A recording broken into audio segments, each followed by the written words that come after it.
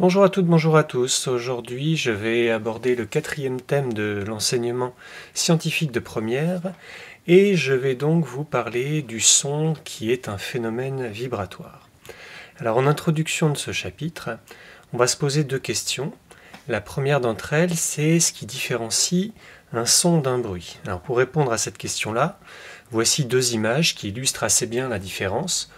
On voit à droite ce qui arrive à l'oreille, des courbes d'une grande régularité qu'on appelle des sinusoïdes.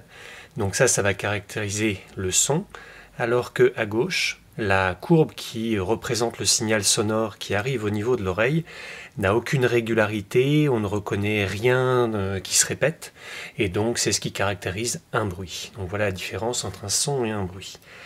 La deuxième question qu'on va aborder au cours de ce chapitre, c'est comment les instruments de musique produisent-ils des sons. Alors, les instruments de musique sont classés en trois catégories, les cordes, les vents et les percussions, mais dans les trois cas, le principe de fonctionnement, le principe de production d'un son est assez similaire, c'est-à-dire que l'instrumentiste va agir sur son instrument d'une manière ou d'une autre, créer une vibration, et cette vibration va se répercuter de proche en proche grâce au milieu de propagation qui est l'air en général jusqu'à vos tympans. Donc reparlons maintenant en première partie du son et de ses caractéristiques. On a dit dans la diapositive précédente qu'un son c'était quelque chose qui avait une certaine régularité. Eh bien voici un signal qui est tout à fait régulier, qu'on appelle périodique, où on reconnaît différentes caractéristiques. Alors l'une d'entre elles, c'est en rouge ici, un motif qui va se répéter et qui nous permet d'avoir la totalité de la courbe. Ce motif, le plus petit qui se répète, s'appelle le motif élémentaire. Ce motif élémentaire dure une certaine durée. Cette durée s'appelle la période. Et ce motif élémentaire a une certaine amplitude. Et bien ces trois paramètres-là, la période, le motif et l'amplitude, vont nous permettre de caractériser un son de manière complète. Le premier des paramètres qu'on va étudier, c'est la période. Alors la période va nous permettre d'accéder à une autre grandeur qui s'appelle la fréquence grâce à une formule. Cette formule, c'est la suivante. F, la fréquence exprimée en Hertz, est égale à l'inverse de la période, notée grand T, qui doit être absolument en secondes. Alors attention, lorsqu'on fait des enregistrements sonores, bien souvent, la période n'est pas en secondes, mais plutôt en millisecondes, voire en microsecondes, et donc il faut bien penser à faire une conversion pour pouvoir faire le calcul de la fréquence. Voici deux sons pour illustrer donc cette première notion, un son numéro 1 et un son numéro 2, et la question classique qu'on peut vous poser, c'est de déterminer la fréquence du son 1, la fréquence du son 2, afin de savoir lequel des deux correspond à une note qui est la plus aiguë ou la plus grave. Donc l'objectif est de repérer sur chacun de ces signaux le motif élémentaire, et si l'on veut être précis pour déterminer la période, donc la durée du motif élémentaire, il faut en général regarder plusieurs motifs. Vous voyez, si je prends ce point de départ qui est celui-ci, à t égale 0, un motif, ça m'amène à un endroit où il n'y a pas de graduation précise, donc je vais avoir un résultat qui va être moyennement précis. Si je veux augmenter la précision, eh bien je vais regarder plusieurs motifs. Alors ici, je ne peux pas en regarder tant que ça parce que je n'ai pas beaucoup de motifs à l'écran. Donc je vais me contenter de deux. Vous voyez que deux motifs, eh bien on obtient une graduation qui est aux alentours de 0,0048 secondes. Donc ça, c'est la valeur de deux motifs, donc deux périodes. En divisant par 2, j'obtiens la valeur de la période du son 1, T1, et en faisant l'inverse, j'obtiens la fréquence du son 1. Donc là, il n'y a pas de conversion, contrairement à ce que je vous ai dit tout à l'heure. Pour un premier exemple, c'est facile. Le temps est en secondes, donc pas de conversion à faire. Le résultat nous donne environ 420. Donc compte tenu de la précision, je l'écris avec deux chiffres significatifs, ce qui fait donc 4,2, 10 puissance 2 Hz. Sur le même modèle, si je calcule la période puis la fréquence du son numéro 2, eh bien je trouve une période qui vaut 0,0051 secondes, soit une fréquence de environ 200 Hz. Donc là on a à peu près 200 Hz, là on en a 420, donc la fréquence F2 est plus petite que la fréquence F1, et dans ce cas-là, eh bien on va dire que le son 1 est plus aigu que le son 2. Le son 2 va être plus grave. Donc voilà le renseignement que l'on peut tirer de la lecture de la période. Il va nous permettre d'accéder à la fréquence et donc de caractériser un son en termes de plus aigu ou plus grave. La deuxième caractéristique qu'on va étudier, c'est le motif, la forme du motif, qui va nous renseigner sur la complexité du son. Je reprends toujours les deux mêmes exemples que précédemment, un son numéro 1, un son numéro 2. Eh bien, vous constatez que le son numéro 1 fait apparaître une courbe qui est on ne peut plus régulière, qu'on appelle, comme je vous l'ai dit tout à l'heure, une sinusoïde. Et quand vous avez affaire à un son qui est on ne peut plus régulier que celui-là, on dit qu'il est pur. A l'inverse, vous avez ici un son qui n'est pas aussi simple que le son numéro 1, il n'est pas pur, on va dire qu'il est complexe ou qu'il est composé. Alors pourquoi est-ce qu'on utilise l'adjectif composé? Parce qu'en fait on peut le décomposer et voir de quoi il est composé. Alors je vous conseille d'aller voir cette animation dont je vous ai mis le lien sur le site donc australo.net. Alors je vais juste utiliser l'une des images que j'ai tirées de ce site où l'on voit apparaître donc en noir un signal qui est complexe ou composé, de la même nature que celui-ci, et au-dessous vous voyez apparaître des sinusoïdes qui sont en fait qui correspondent à la décomposition du signal qui est ici. Alors je m'explique un petit peu mieux. Voyez la courbe noire. Si je pars de t égale 0, le premier motif s'arrête exactement ici. Et je vois donc apparaître un peu plus de 2 motifs sur l'ensemble de la courbe. Eh bien, cette valeur-là, donc ce temps-là qui correspond à la période du signal, regardez, c'est exactement la période de la courbe rouge qui est ici. Et si on y regarde de plus près, qu'est-ce qu'on voit apparaître? 3 autres courbes. Il y a une courbe verte, donc la courbe verte, regardez, un motif, 2 motifs. La période de la courbe verte est 2 fois plus petite que la période de la courbe rouge. Si la période est 2 fois plus petite, la fréquence va être 2 fois plus grande. La courbe bleue, elle, a une période, 1 motif, 2 motifs, 3 motifs, donc a une période qui est 3 fois plus petite. Si la période est 3 fois plus petite, la fréquence est 3 fois plus grande, et pour la courbe orange, on trouve une fréquence 4 fois plus grande. On voit donc que si je superpose ces 4 courbes, qui ont donc des fréquences multiples, toutes de la courbe rouge qui est là, eh bien si je fais la somme de ces 4 courbes, j'obtiens celle-ci. Donc, pour résumer, toute courbe périodique peut se décomposer comme une somme de plusieurs courbes qui sont toutes sinusoïdales et dont les fréquences sont multiples de la fréquence de la courbe qui a elle pour fréquence la fréquence du signal qui est là. Cette fréquence de base, F1, donc le sous-multiple de toutes les autres fréquences, s'appelle la fréquence fondamentale, et toutes les fréquences multiples, multiples 2, 3, 4 et ainsi de suite, s'appellent les harmoniques. Donc on peut déterminer facilement la fréquence des différents harmoniques grâce à cette formule qui est là. Et ce qui est vraiment important de retenir, c'est que le son, le signal, a la même fréquence que la plus petite des fréquences que l'on voit apparaître donc quand on décompose, qui s'appelle le fondamental. Donc on peut savoir, en regardant la forme du signal, s'il est plus ou moins simple. Et il y a une autre manière de savoir si le son est complexe ou pur, c'est de décomposer toujours ce signal et de faire apparaître ce qu'on appelle son spectre.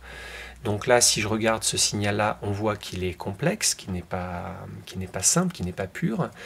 On peut calculer la fréquence de ce signal, puisqu'ici vous voyez apparaître une graduation qui nous donne la durée d'un motif, donc la période, et attention c'est en millisecondes, d'où le 10-3 qui est ici. Donc si je calcule la fréquence, je trouve 441 Hz, et si je décompose, si je trace le spectre de ce signal, ça se fait très bien avec Audacity par exemple, eh bien on va voir apparaître, alors ça c'est un spectre idéal, vous verrez tout à l'heure des spectres avec Audacity, un premier pic exactement à 441 Hz qui nous donne donc la fréquence du signal, mais on voit apparaître aussi des fréquences multiples donc multiple 2, 3, 4 et ainsi de suite. Donc le premier pic s'appelle le fondamental, c'est lui qui donne la fréquence du son, et les autres pics correspondent à ce qu'on appelle les harmoniques. Alors, cette forme de signal va nous permettre de distinguer par exemple deux instruments qui vont jouer exactement la même note. Voici une clarinette et un violon. Si vous regardez les motifs correspondant au son produit par chacun de ces deux instruments, vous voyez là une graduation, c'est la même dans les deux cas, et qui correspond exactement à 4 motifs. Donc là, j'ai 4 motifs pour 0,076 secondes, et là, j'ai exactement la même chose. Donc ça veut dire que les périodes sont identiques, que les fréquences sont identiques, les deux instruments jouent exactement la même note, la même hauteur. En revanche, vous voyez que la forme est complètement différente dans les deux cas, et donc si on décompose les deux sons, si on trace leur spectre, et on va voir une différence. On va retrouver les mêmes pics aux mêmes endroits, puisque c'est la même hauteur, donc il y a un même fondamental, et il y aura donc exactement les mêmes multiples. Mais qu'est-ce qui change? C'est que quand on va assez loin dans le spectre, on voit apparaître ici des harmoniques dont l'amplitude fléchit quand même assez rapidement, alors que dans le cas du violon, ces harmoniques assez élevées sont présents avec des amplitudes beaucoup plus fortes. Donc là, on a un son qui est beaucoup plus riche, qui est beaucoup plus complexe, et si on regarde la forme, eh bien on voit qu'on s'éloigne beaucoup plus de la sinusoïde que pour cette courbe-là. Une des questions classiques que vous rencontrerez peut-être en évaluation, c'est de justifier si un son est pur ou complexe. Donc il y a deux façons de le justifier. Soit je regarde la forme de la courbe, si c'est une sinusoïde, c'est pur, sinon c'est complexe. Et puis deuxième possibilité, je regarde le spectre. S'il n'y a qu'un seul pic, quand je le décompose, ça veut dire qu'il n'y a qu'une seule sinusoïde, j'ai donc quelque chose de pur, c'est le fondamental. S'il y a présence d'harmonique au-delà du fondamental, eh bien c'est que le son est composé. Troisième des paramètres à étudier pour définir un son, c'est son amplitude. Alors l'amplitude va nous renseigner sur le fait qu'un son va être fort ou faible, donc ça va caractériser ce qu'on appelle l'intensité sonore. L'intensité sonore, que l'on note I, est liée à la puissance du son produit par une source, et ça dépend aussi de la surface sur laquelle se répartit ce son. Quand une source produit un son, le son part dans toutes les directions, dans les 3 directions de l'espace, et se répartit sur une sphère qui s'élargit petit à petit, et donc cette sphère a une surface qui s'exprime en mètres carrés, la puissance s'exprime elle en watts, et donc si on divise des watts par des mètres carrés, on obtient une intensité sonore qui est en watts par mètre carré. Alors le problème de l'intensité sonore, c'est qu'entre des sons très très faibles et des sons très très forts, on a des valeurs qui sont extrêmement éloignées les unes des autres. Donc pour comparer les intensités sonores, c'est pas extrêmement facile. On a donc créé une autre grandeur qui consiste aussi à comparer les sons forts et les sons faibles, mais en utilisant une échelle qu'on appelle une échelle logarithmique, ça permet d'avoir des valeurs qui sont beaucoup plus rapprochées les unes des autres et qui sont plus faciles à comparer. Alors la formule permettant de calculer le niveau sonore qui est noté L, qui s'exprime en décibels, n'est pas à connaître. Elle peut être fournie dans certains exercices et elle nous permet d'avoir des valeurs qui vont être grosso modo comprises entre 0 décibel pour un son qui est extrêmement faible, c'est la limite de l'audibilité, jusqu'à des sons qui seraient douloureux, qui dépassent les 100 décibels, 120, voire 140 décibels, mais c'est bien le maximum. Donc vous voyez que les valeurs sont relativement rapprochées. Mais attention, cette échelle qui crée une facilité au niveau des valeurs numériques, en revanche, doit être manipulée avec précaution. Si on a deux sources sonores qui s'additionnent, qui ont deux intensités, donc on va noter I1 et I2, il n'y a pas de problème, les intensités s'additionnent et on a une intensité totale qui est la somme des deux intensités. En revanche, c'est absolument pas le cas quand on parle des niveaux sonores. Si vous avez une source sonore qui est à 60 décibels et une autre à 65 décibels, le niveau total n'est absolument pas de 125 décibels. Donc attention, on n'additionne pas les niveaux sonores, on peut additionner les intensités. Deuxième et dernier paragraphe, les instruments de musique. Alors les instruments de musique produisent des notes, bien évidemment, et ce qui va caractériser une note, c'est la valeur de sa fréquence, ou ce qu'on appelle sa hauteur. La hauteur donc d'une note de musique va dépendre des caractéristiques, des paramètres de l'instrument. Si on considère les instruments à cordes, une guitare par exemple, eh bien la corde de la guitare va vibrer avec une certaine fréquence qui dépend de plusieurs paramètres, 3 exactement.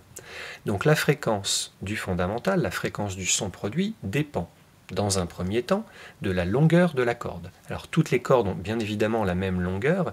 Quand on parle de longueur de la corde, c'est la longueur capable de vibrer. Donc en positionnant les doigts à différents endroits au niveau du manche, on peut diminuer plus ou moins la longueur vibrante et ainsi avoir un impact sur la valeur de la fréquence. Plus la longueur est grande, plus la longueur vibrante est grande, plus le son va être grave. Et donc, son grave, ça veut dire une fréquence plus faible. Autre paramètre que l'on peut modifier en agissant sur les chevilles de réglage, c'est la tension de la corde. Si on tend davantage la corde, donc si on augmente la tension, on va produire un son qui est plus aigu cette fois, et donc une fréquence plus élevée.